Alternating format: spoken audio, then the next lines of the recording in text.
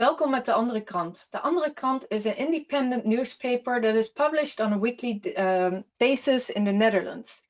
We try to report the news from other angles than you will hear about in the mainstream media. Today, our guest is Dr. Piers Robinson. He is a political scientist and a propaganda expert. He's also the co-director of the Organization for Propaganda Studies, convener of the Working Group on Syria, Propaganda and Media, and a researcher with the Working Group on Propaganda and the 9/11 Global War on Terror. In a recent article, From COVID to Ukraine, Bouncing from one crisis to the next, Piers warns about how crises are exploited to further political and economic agendas, and that the war in the Ukraine is being abused to distract us from important developments in our own countries. So Piers joins us today to share his insight about how we are being manipulated and how we can stay focused on the bigger picture. Piers, welcome. Thank you for having me.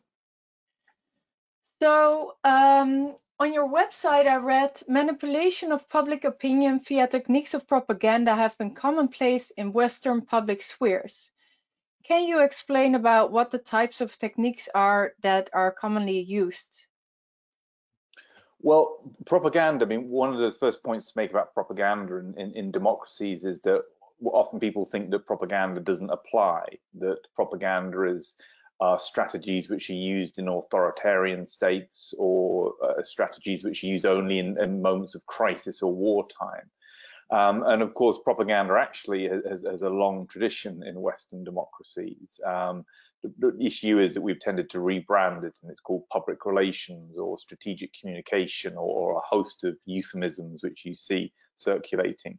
But essentially, these techniques of propagandizing people, manipulating their understanding and their behavior has been part of democracies and continues to be part of democracies. The way that is done, I mean, the number of techniques, obviously messaging, when you look at sort of public relations campaigns, you have messaging, you have distortion of information, manipulation of information. Sometimes people think of propaganda and they think, well, is it lies, straight out lies? But actually, often in terms of the manipulation of information, what you're seeing is omissions and exaggerations which create deception, but not necessarily outright lies in terms of the messages being communicated. And I guess, you know, when people think of propaganda and think of propaganda techniques, people often think of those kind of loaded or distorted messaging campaigns that you see. And that's for sure a major part of the propaganda toolbox. But one of the points I think it's also worth keeping in mind for people and the public is that propaganda is also to do with organization of resources and distribution of resources. And it's also to do with exploitation of events. So you can have events occurring in the real world, sometimes instigated, sometimes happening, as it were, in an unconnected fashion. And those sort of real world events are then used by propagandists in order to push forward agendas. And sort of the idea of distribution of resources, mobilizing people, mobilizing groups to, for example, cover one issue rather than another issue, exploiting events such as COVID-19. And of course, there's a point I made about COVID-19. It's very similar to 9/11 in that sense, where you have a real world event which can be capitalized upon in order to push forward and move forward political and economic agendas which you know, the public are not necessarily aware of. And I think in some ways, you know, the propaganda that we have in the West, it reaches far, far beyond just the messaging that people normally associate with propaganda. You see it sort of extensively in terms of the sort of distribution or organization of resources in order to mobilize people in particular directions, but also in this exploiting events which occur, which can then be taken advantage of and become propagandized. And I think that's a very, very important thing for people to keep in mind when they're thinking of propaganda. So can you give some examples about how this propaganda has worked out during the COVID crisis, both in terms of messaging as in exploiting the crisis? Well, certainly in terms of COVID-19, quite early on, I think people started to become aware, or at least some people started to become aware that there was organized propaganda associated with COVID-19. And you saw this in the UK context early on when documents became available showing that behavioral scientists had been advising the British government on methods and ways of increasing the fear level of the population. Mm-hmm. And I think in Germany you had the panic papers that became public fairly early on. And you also had early on in the COVID-19 event, you had the smearing of scientists and the cancelling of scientists who were dissenting over the lockdowns and over the scale of the problem that the virus presented. And I think now it is pretty well documented that there was that kind of propaganda associated with COVID-19, that there was an exaggeration of fear levels, people's fear was played upon, they were manipulated. There's a very good book by Laura Dodsworth, British writer, State of Fear, which documents some of this in the UK context. I interviewed. Oh, right, you've interviewed Laura, okay. Which, you know, essentially this is the use of propaganda, which is, one can explain it in terms of, well, you had authorities and governments who were very concerned about a virus and panicked by a virus perhaps, and felt that the only way that they could implement measures such as lockdown and subsequently mass injection would be to manipulate people's fear levels. So in a way, you sort of have a use of propaganda, possibly by propagandists who feel that sort of, but we're doing the right thing here. We're trying to save lives. We just have to, you know, we can't get people to lock down if they're not scared enough, and we need to lock people down. And I think that aspect with COVID-19 is over time fairly clear, at least to me, and I think well documented in work such as Laura Dodsworth's book. So there's that side to COVID-19, but the bigger side, and this was something I warned about very early on, was that, you know, whatever the reality of COVID-19 itself, whatever the seriousness of the virus, the COVID-19 had all the hallmarks of a major event which could be used by political actors, exploited by political actors. And I think... before talking about how the crisis is exploited, I wanted to get back to, because you mentioned the behavioral manipulation, which is of course part of propaganda. So recently, a lot of FOIA request information has been released in the Netherlands. And what's been very clear is very similar to what Laura Dodsworth has been explaining in the UK, is we have whole teams of behavioral scientists who are observing behavior. It appears, and trying to manipulate and steer it. It appears as if almost all government branches have their own surveillance department that were monitoring social media, monitoring people individually. Like even the army had its own team that was set up before the crisis, by the way, applying behavioral modification techniques, kind of like the follow-up of PsyOps. So when you read all this, and I remember when reading Laura Dodsworth's book, I thought this looks more like a social science experiment, or like social obedience experiment. But and also the use of, like, we live in a technological age, so all this data is being harvested from your smartphone, from your computer, from public spaces, and processed in algorithms and AI. And so I get the impression that a lot of the decisions also have been automated, almost like they're sensing of what the temperature is in the population, and then there are these risk profiles, and that those are translated into policy decisions. But when I look at that, is that part of propaganda? So do you see that separately? What is the relationship between this? Because it seems to be so much more. The combination of surveillance and the technological parts, and Like there are over 50 professors, behavioral experts who are advising the or version of the CDC about how to manipulate people into wearing masks or doing their tests.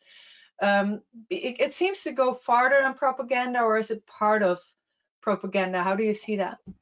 Well, I work with a broad definition of propaganda, and I would see all of those activities as fitting under the umbrella of propaganda, where you define propaganda as the attempt to influence not only opinions and beliefs, but also to organize conduct, to shape people's behavior.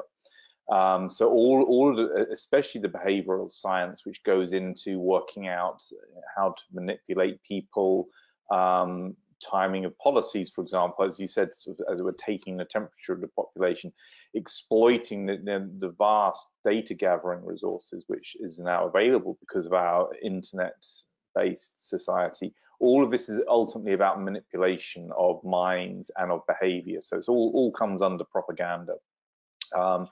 In a way that I would define it.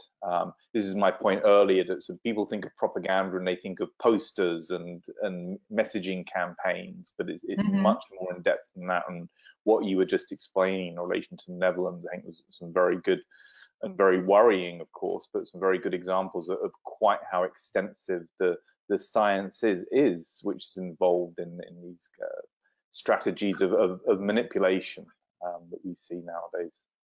So are propaganda campaigns by governments, is that possible? Like, how do you align that with the idea of living in a liberal democracy or with a rule of law?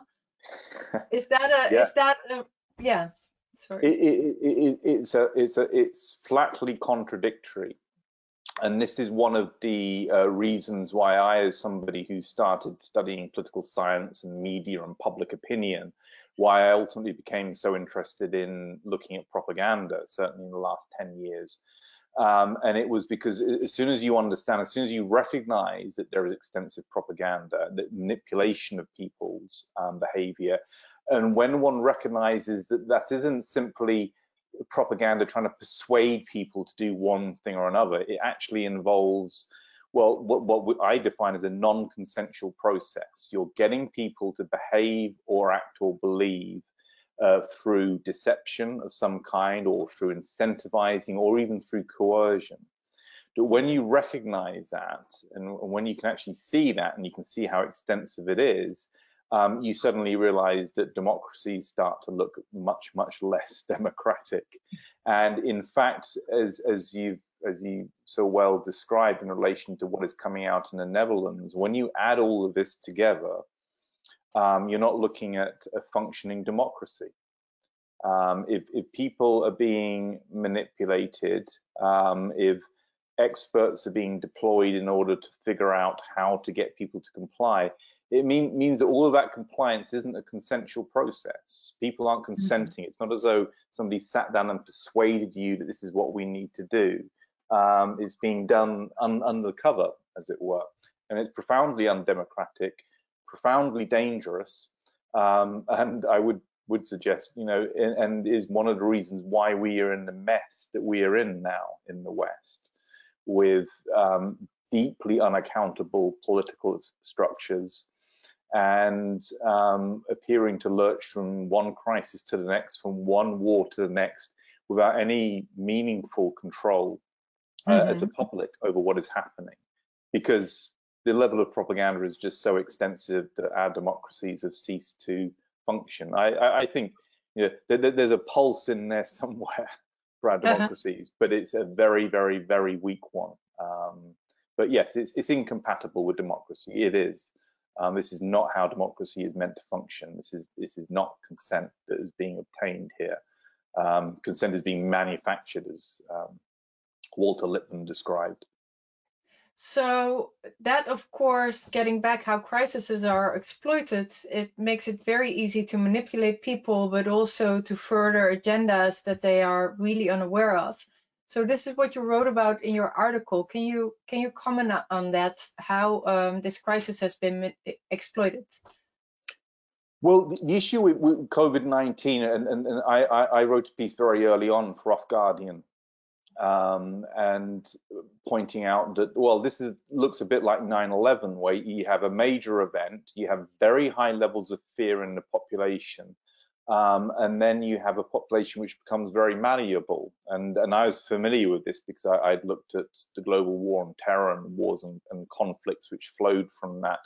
And I was aware of the documents which were available from an inquiry in Britain, which showed, for example, Tony Blair and George Bush planning regime change wars, within weeks of 9/11 happening. So it was very clear there that with 9/11, you had an event which is controversial itself now, as we know, but you had an event which was being used to basically initiate regime change wars in the international system, which weren't really to do with fighting Islamic fundamentalist terrorism in the way that the governments were claiming.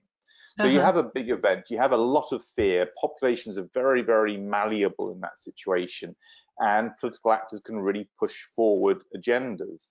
And so that was the warning about COVID-19 that I wrote that piece in March 2020.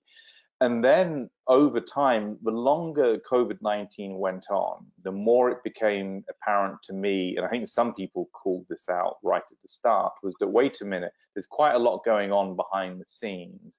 That there is for example, the finance crisis in the autumn of 2019 in the repo markets, a bigger crisis in the finance markets than anything we'd seen in 2008. That was emerging. And you also had, as COVID-19 was carrying on, you had the emergence of, into the public mind, of the World Economic Forum and the Great Reset. And as has become apparent to more and more people over time, a fairly clear vision of a digitized fourth industrial revolution future, which involves a whole variety of policy innovations, including digital ID, central bank digital currency, which is potentially programmable, a more broader notion of digitalized or digitized society. And all of these things were clearly being pushed forward as agendas, and it wasn't being done in secret. It wasn't a conspiracy. And that I think by sort of a year into COVID-19, as the responses became increasingly questionable from scientific point of view, lockdowns were being shown not to work, and then the injection came onto the scene. And of course, we know now where we are with the injection harms, which has emerged. With governments persisting with these policies, which really were seeming increasingly irrational, one's left with, well, why are they continuing to do that? And is it the fact that we have these underlying agendas pushing forward? Is there a linkage between the two? And I think, as we see now, and as we see even with the situation in Ukraine, we see these agendas relating to digital ID, central bank digital currency, profound restructuring to our economies effectively, and a huge redistribution, a huge concentration of wealth across the West into the top entities in our society. You appear to have essentially a propagandization of COVID-19 in order to further these underlying agendas. And although, that there are a number of positions on this. Of course, some people believe that COVID-19 is essentially instigated in the Wuhan lab leak and so on. Others talk about it simply being exploited. Some people are more conspiratorial in the sense that they argue that there are certain key actors driving this. Others say that there's more a constellation of interests between big pharma, big tech, maybe Western governments, other governments in the world. There's a variety of working hypotheses out there, but they all point to the same thing, that for one reason or another, COVID-19 has been this enabling crisis. It's been exaggerated as well, but it's enabled these agendas to be pushed forward. Which perhaps, would be all well and good if all of these policies being pushed forward were benign, but they're not. All of them represent potentially a profound concentration of power. and ultimately almost complete loss of democracy. So concerned commentators, of course, as you know, talk about, well, some people use terms such as global totalitarianism. Others talk about fascism, saying that what we're seeing is this kind of global public-private partnership that Ian Davis writes about, which is essentially this merging of government, state, bureaucracies at the global level with commerce, with business, and so on. But all of this is profoundly undemocratic and profoundly threatening to our way of life. But it's all going on without any public debate, Yes. which goes to the point that, yeah, COVID-19 distracts. People are told or directed to focus on the virus and to think that that's the only thing that matters. And as people are distracted, you can move forward. And that's what appears to be happening. Reasonably clear. There's a lot of evidence for that now, and I think, you know, this is where these kind of ideas of the Peter Dale Scott's deep structural event come in. That COVID-19 seems to be an event which is has been used, will continue to be used, and perhaps the war in Ukraine as well, in order to undertake profound, long-lasting changes to our political and economic systems. So from a propaganda perspective, if you look at the conflict in the Ukraine, is it being used mainly to distract us from what is happening in our own countries, or is it also being used to further these agendas, or both? I think I'm at the moment being quite careful in what I say about the Ukraine conflict, because I haven't had the time to look very closely at events, and some people I know are following the kind of proper day-to-day propaganda on both sides, and you know, and as with all wars, there's a huge amount of propaganda and manipulation going on. What I would say is that it's certainly in the interests of those actors in the West who were pushing the lockdown so hard.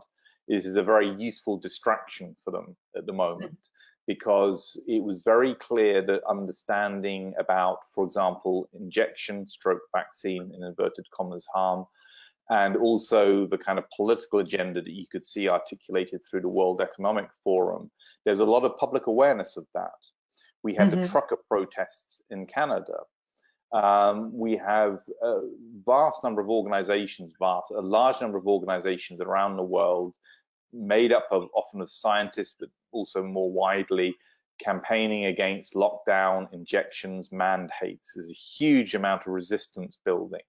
So I think for the people who have been pushing the COVID-19 narrative, Ukraine is very useful to try to get people paying attention to this, to stop this kind of emerging resistance that has built up over COVID-19.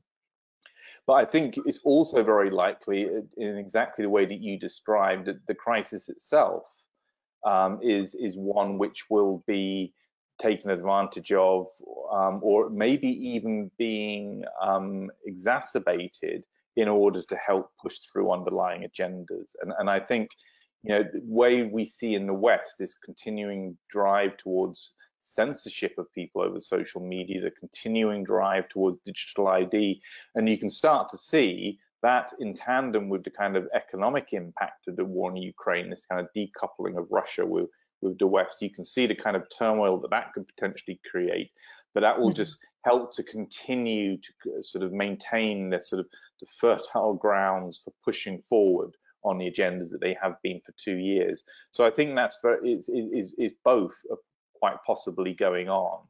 There's another sort of wider argument about, you know, how much cooperation is there still between China, Russia, and the West over, for example, you know, the World Economic Forum ideas and visions. And I think that to me personally is unclear. It's not clear whether there is a real breakage between Russia, China, India, and the rest of the world and the West at the moment, or whether this is a conflict which is, as it were, operating at a lower level. And then at the higher level, there's still going to be sort of cooperation over rejigging the finance system, cooperation over, you know, some of it over injections, for example, digital ID. it's just not clear. It's clear to some people, but it's not clear to me. But I think these are all possibilities at the moment. But certainly, we can say for sure that the Ukraine, will be drawing attention away from the kind of agendas which people were becoming more and more aware of and mobilizing against. I think that's the important point. I don't think people should underestimate the importance of the kind of mass mobilization that we've seen across Europe and across many parts of the world.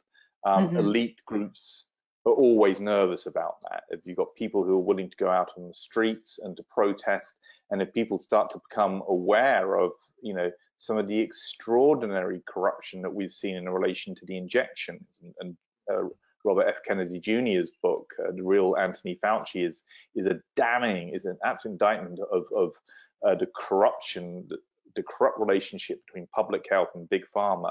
That kind of awareness is potentially revolutionary. And I think, I think the sort of desire to try to put a lid on that is very strong amongst elites across the West at the moment. That's interesting that you say that, because I had the sense that because propaganda also distracts you, like it's creating narratives, right? So you need to look that way, so you're not looking there. And in several lawsuits, like the FDA is publishing 50,000 pages a month now. And if you look at, they were aware of so much harm of the Pfizer vaccine before it was being authorized. And the CDC has withheld data. And there's another lawsuit from a whistleblower who was, she was supposed to supervise the trials, and she saw that that all these regulations were not followed. So she blew the whistle, and then she was fired. Yes, and then first within her own company, and then to the FDA, and then she was fired. But now also in this lawsuit, she it's going towards her side. So, and the insurance companies, of course, they have to, one insurance company had more than 40% payments in the year of vaccination, which they said this is like statistically, this is so uncommon. This only happens when there's like a major disaster, like Hurricane Katrina or something like that. So all these things together, like before, if it's individuals speaking up, you can silence individuals, but these are very big institutional parties publishing very hard data, like the lawsuits, the FDA. So I felt even the mainstream media wasn't able to like completely deny it or debunk it anymore. So I have the feeling that also this is like this is one of the major distractions at this moment, because you don't, even in the alternative community, people are not talking about that much about the vaccine damage. Whereas if you look at the numbers, then and you care about, like, if you care about lives, of course the Ukraine is important, but this has been such a major crime, and it's not being discussed at this moment, not enough. I agree with you. I mean, in some ways, it's difficult for all of us, I think, to maintain a frame of reference. The events that we're living through are so huge, and I think the propaganda operations are so huge associated with them, that people are sort of, the point of my article is bouncing from one crisis to the next. But I think even informed people are struggling to sort of keep a sense of, well, what is actually going on? A colleague, as Professor Mark Christian Miller, described it to me, there's a kind of rolling thunder of psyops and propaganda campaigns, which is extraordinary. And I think this does create a confusion amongst people about where they should focus. But I do think you're absolutely right, is that what we have, and again, trying to get some sort of grounding and some focus on this, what we've seen over the last 2 years is absolutely unprecedented and extraordinary. We have seen populations locked down. We've seen healthy people put into lockdown.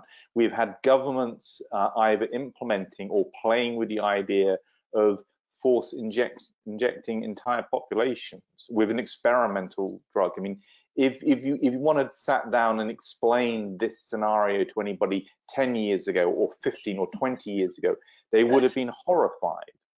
Well, they wouldn't believe you. They wouldn't believe you. It'd be sort of, what movie have you just been watching, kind of thing.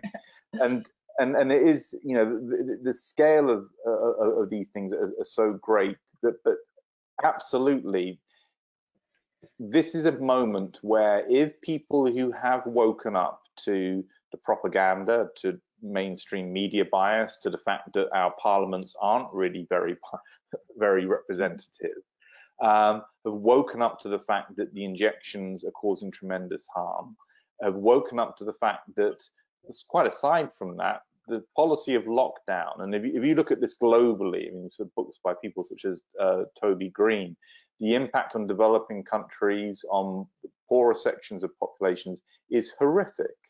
You know, indirect deaths being caused and so on. The scale of this is so huge. If people can keep that in their mind and keep sort of helping to build awareness of that, this potentially, you know, can be a powerful political force for people to start to actually put it's not really just a matter of holding our governments to account anymore. It's a case of recognizing that our political systems, certainly in the West, aren't functioning in any way, in any shape or form, or in any kind of proximity to how they should be functioning. It is a long way around of saying they're broken. Our systems are broken. Our mainstream media is broken. We have seen that academia is broken during COVID-19. We've seen that our parliaments are broken. And these policies of lockdown and injection have been able to be pushed through because these institutions are broken. And so people can sort of maintain that kind of collective awareness of this and build that. Then you've got, I think, potential for real political change and real resistance.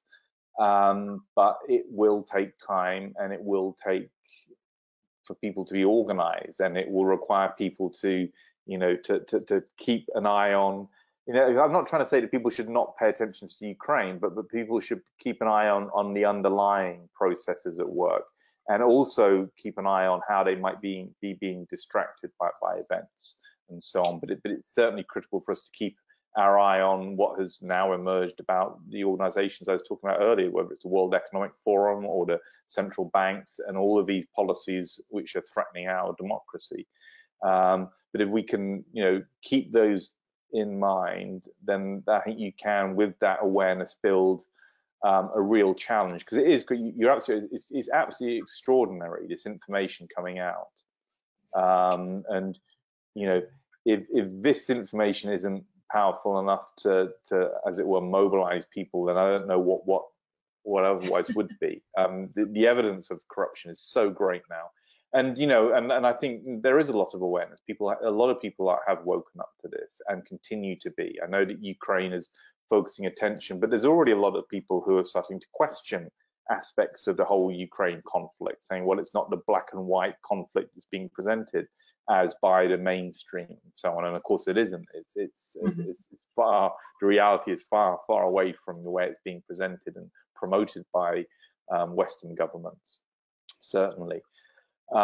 So, you know, these are big things, and I think, you know, I'm optimistic that people will, if they can hold their attention, this will carry on. That the work that people such as yourself are doing and other organizations and groups will continue to make ground. But it's going to be a long, you know, as I said before in other settings, this will all take a very long time and a lot of organization. So where do you see opportunities to, well, I'm not even sure if there are really ways to hold our governments to account, but to, like, if there's still democracy left, or what is left of our institutions, how can we rebuild them so that they start working for the people again? Well, I mean, my guesses on this, I'm not an expert on sort of mobilization. I'm not sure there are many people who are. I mean, it's obvious to me that, one can try to engage with the political system as it exists. One can try and talk to your MPs, get a public inquiry. But I don't think that's ever likely to be enough. I think, that there's enough corruption in that system to mean that, we can't look to a great mainstream news media organization or a great politician in parliament to come and save the day. I think that's not going to work. So that then comes down to grassroots mobilization. So people forming groups, organizations, acting locally, for example. So, here in Karlshorst in Berlin, we have people who, on a Monday evening, people go on a walk to protest. I've heard stories from the Netherlands, actually, of people talking about setting up schools, hospitals, medical care, alternative parallel structures. That's sort of ways in which resistance can be built.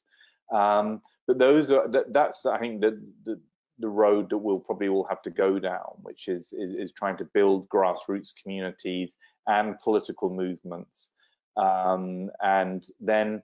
Those things don't have to, as it were, become all powerful in order to start to have an impact.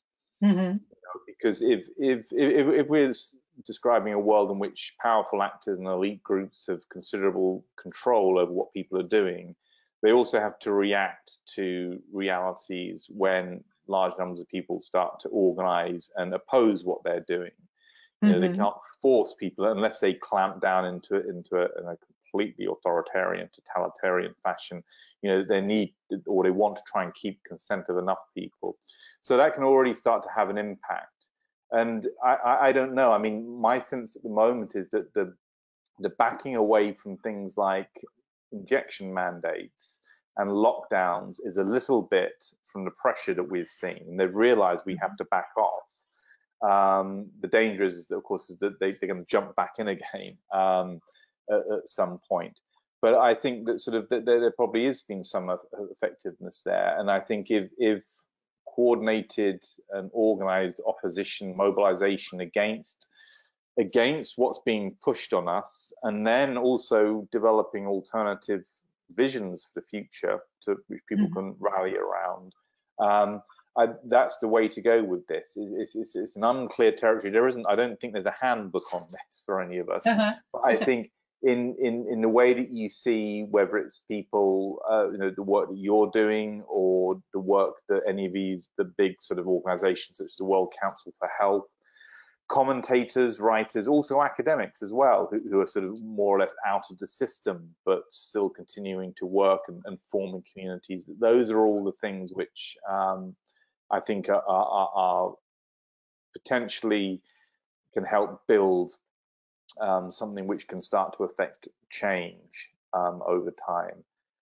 But it does require us this kind of is probably letting go, and this is probably true for any middle class person across Europe, is letting go of this idea that life's easy and life's good, and I can look forward to steady income, retirement, and just relax and etc. That actually there's going to be a lot of hard work involved, that people have to engage and they have to build at a local level. That's a really important thing. This is an argument I've heard from some economists about, well, we need to have local banks, we need to think about local community structures and so on. This takes up a lot of time and effort, but but also it can be enriching as well. It might be that we start to rediscover those the importance of local community in a way that certainly in the big cities that's been kind of erased out, I think, of our psyche over time. So it will just require a lot of effort, but for sure, there's a lot of there's a lot of good reason now, given what we've seen with COVID-19, and given that, as we suspect, that they're not actually letting go of any of these agendas, and that come the autumn, one can easily see that they can manipulate figures, they can have a variant they can play up, and they can just turn on the switch and lock people down and so on. So, we don't want to end up in that situation again. So. No, I noticed a lot of people who think it's over now, and I thought it's almost like a battered housewife or Stockholm syndrome, where like if really a major crime is being perpetrated or something's been really wrong, you can't think like, oh no, this was the last time, now it won't happen again. It's very dangerous and naive. Yeah. So Yeah, if you, absolutely. That's a good sort of example or parallel to draw. People have been beaten into submission, and it's a Stockholm syndrome. All of these kind of analyses of people. But yeah, people want to believe it's over, but you know, until we fix the system which created this, you know, it's going to come. It'll come back again. The rolling thunder of events and crises that Mark Christopher Miller referred to, I think, you know, we need to keep that in mind. And in a sense, we're having that with Ukraine at the moment.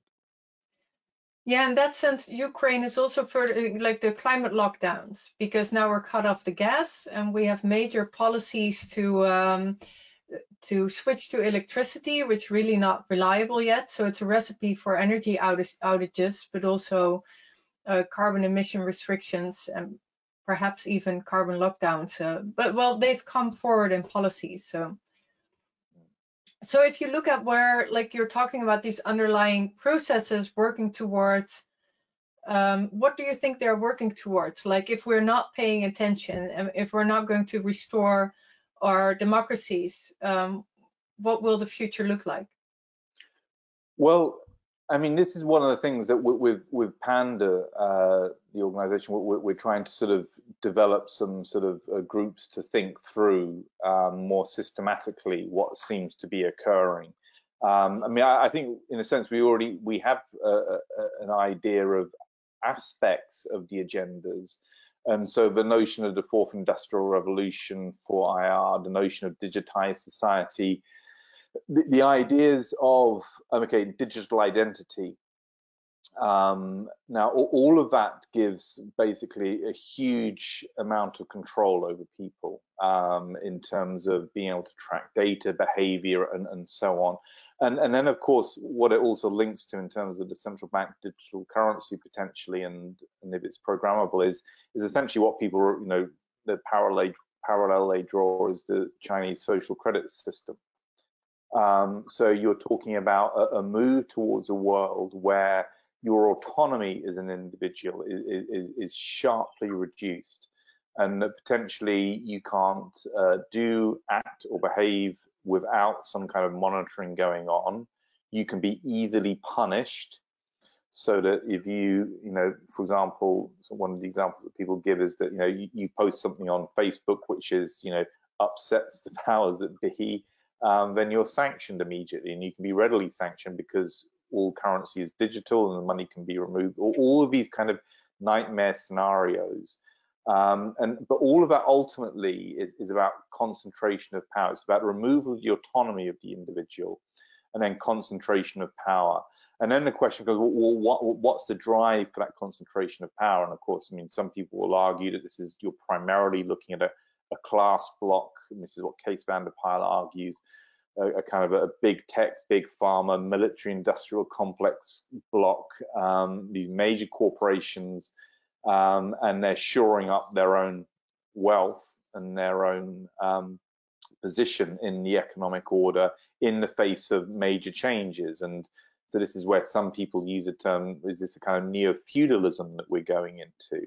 Where people's lives are heavily controlled, and your where you can go, where you can travel, what you can buy is determined and controlled, and so on. And that's, you know, I mean, if you, given what we're seeing in terms of clamp down on civil liberties, you know, you have in Britain this online harm bill, all of these kind of worrying developments. You have the World Health Organization pandemic preparedness treaty, which they're supposedly starting to negotiate, which would, you know, potentially allow governments to, or the World Health Organization, to declare a pandemic and then require certain policies to be enacted, etc.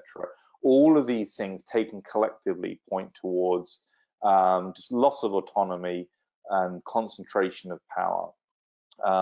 And one doesn't have to be complicated about this. Just look at it from basic democratic principles. If we believe in democracy, democracy is about autonomy, people having the ability to, you know, have control over their life and their circumstances.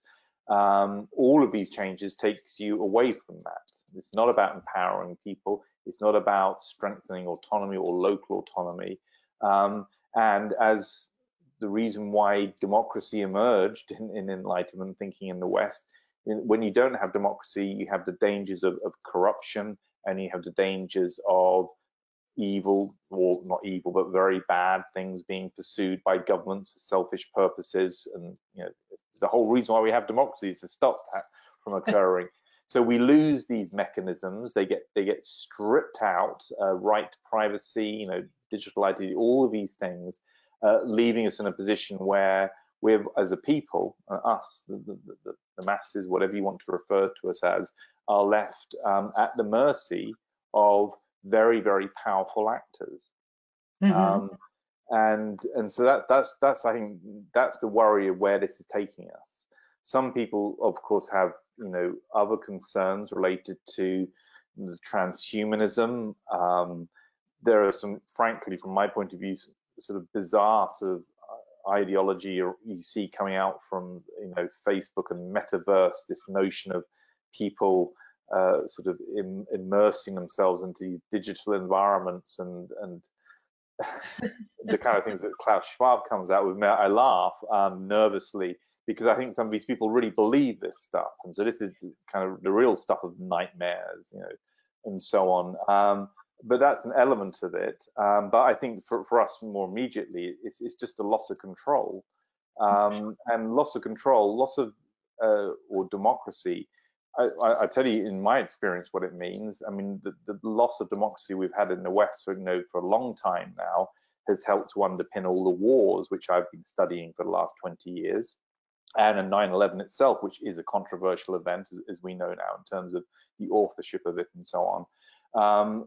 We didn't have much democracy sort of by the 1990s, and we've had wars which have killed very large numbers of people and caused immense suffering. And we've been responsible for it in a very large part, governments in the West. So that kind of thing happens when you lose democracy. And then what's just happened in the last 2 years is what can happen when you lose democracy. Governments can lock people down. People have had their entire, some people have had their lives destroyed in the last 2 years. People have lost loved ones. They've had to, funerals have occurred without families being able to attend, all of those kind of things. And our children have had their lives severely disrupted. And anyone who's got kids and, looking at what's been happening in the schools, this is the kind of thing that happens when you haven't got a functioning democracy. And so it's been bad enough over the last 2 years in terms of what we've seen powerful actors being able to get away with, even to this extreme point of, and we have this hanging over us in Germany of compulsory injection for a respiratory virus which is not harmful to the vast bulk of the population, and suggesting that you need to have that every 6 months, and in Germany it means that you have to have it in order to have full participation in society. This is close to totalitarianism, much closer to totalitarianism than it is to democracy. So what we've seen in the last 2 years is a kind of, in a nutshell, is a kind of a mini vision of what we could have, but much worse, if in 2 years' time we will have our digital IDs, we're all having our injections every 3 months. We're not allowed to say anything that offends the government for fear of losing access to our bank accounts. It speaks to the success of the propaganda that